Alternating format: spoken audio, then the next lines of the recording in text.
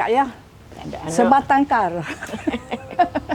Ada anak seorang pun Kak Yah ni guguran, sipir. Ni tolong adik ni macam adik akak lah.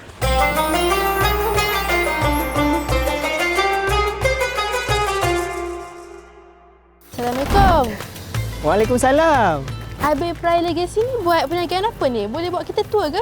Boleh. Sebenarnya Abe Pride Legacy ni kita pembekal sayur-sayuran lah di negeri Kelantan.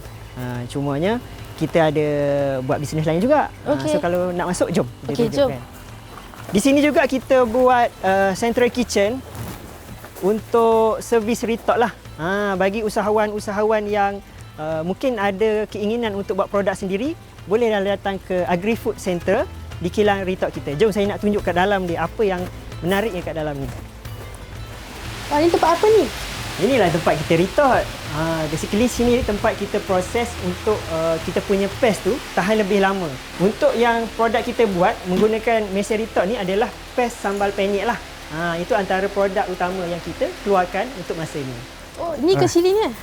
Inilah cili dia. Ni cili ni kita nak bawa pergi rumah ibu tunggal untuk kita buat proses pemilihan cili lah.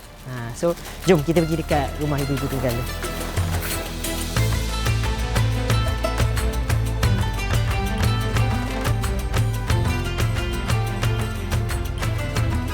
Kali ni masuk ke kau bapa kau lupa dah lah. Muka depan pula tu.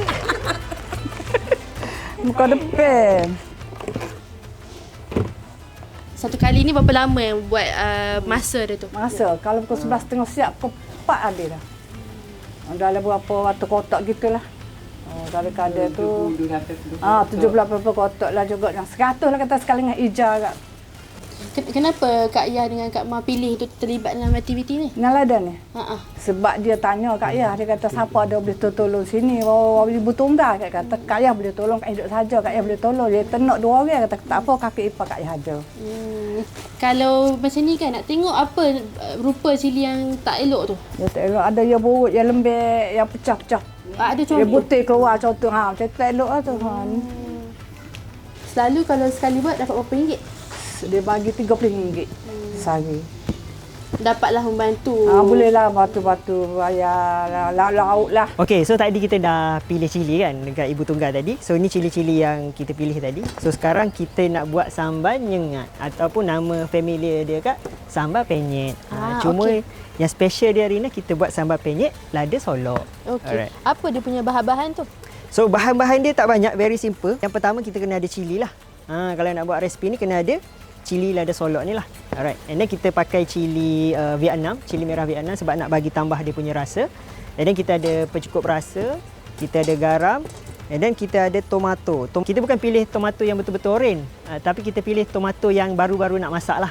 Sebab kita tak nak dia terlampau banyak air and then terlalu masam. And then kita ada bawang Holland, bawang besar Holland untuk tambah dia punya lagi rasa tu. Cuma yang ni kita dah blend siap-siap lah. Tapi sebelum blend ni, korang kena goreng dulu. Kena goreng dulu dia sikit sehingga dia dalam 10% layu, kita baru blend. So jom kita start. Mula-mula kita akan cabut tangkai dululah cili. Yang ni kita tak pakai. Kalau macam cili Vietnam ni pun kita dah cabut tangkai dia. Korang just potong dia macam ni. Ataupun nak potong dua pun boleh. Sebab nanti kita akan nak blend cili ni. So kita buang yang tangkai di ujung ni. And then kita dah boleh start masak. Bila minyak dah panas, kita pun dah boleh masukkan sikit-sikit.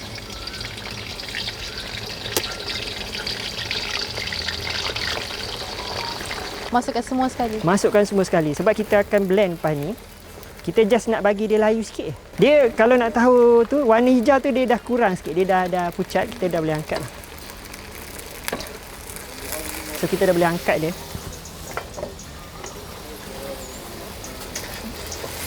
Minyak tu kita nak biar duduk bawah je. Sebab kita nak goreng yang ni pula. Kemudian kita goreng cili ni pula. Cili Vietnam. Yang ni pun korang kena goreng. Tapi yang ni so-so je. Ini pun dalam 2-3 minit juga. Yang ni pun 2-3 minit. So bila dia dah bertukar color tu, kita dah boleh angkat kejap. Kita buat step by step.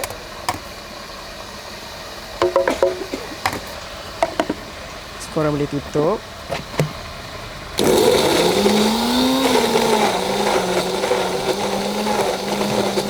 So inilah hasil dia. Lepas kita dah blend, nak buat apa bang? So lepas kita dah blend, kita tinggal masukkan balik dalam kita punya kuali. Yang ni step paling mudah je. Korang tinggal campak je. Masukkan semua.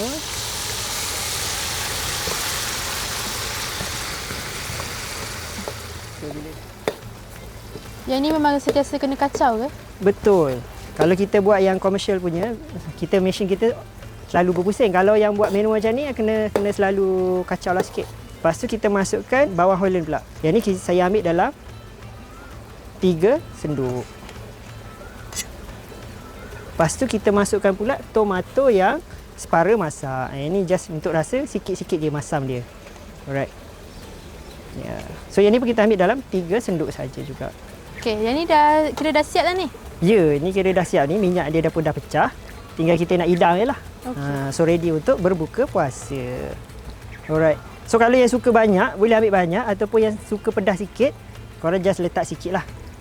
So tinggal letak tepi macam ni. Alright. So selamat mencuba.